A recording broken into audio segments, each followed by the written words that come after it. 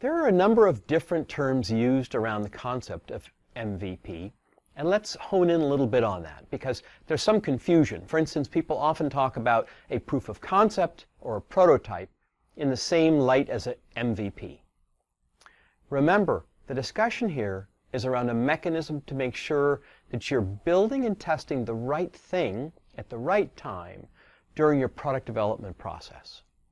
Let's start off by talking about the difference between a proof of concept, or POC, and a minimal viable product.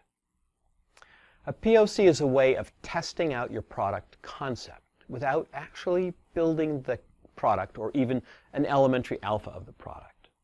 A POC could be a landing page, a crowdsourced campaign, or just a paper mock-up showing how your product might look and how it might work, just to get a conceptual readout of how people think about the concept. However, a POC cannot be purchased by a customer as a usable product, even if it's in its simplest form, to solve problems since it's still conceptual. An MVP can. It's a minimum iteration of a product that a customer can use to solve a problem, and in some cases, it's even willing to pay for, even in its simplest state. An MVP is also not a prototype. A prototype is the first usable product you create to understand if it's feasible and viable technically. A product is not a customer-facing product when it's a prototype. It's just really to test out all the technical aspects of the system. It's not a customer-facing product, and it's not ready to be sold or produced. An MVP is not a half-baked version of a product, or a shell, or part of a product that doesn't have an end-to-end functionality, even in its simplest form.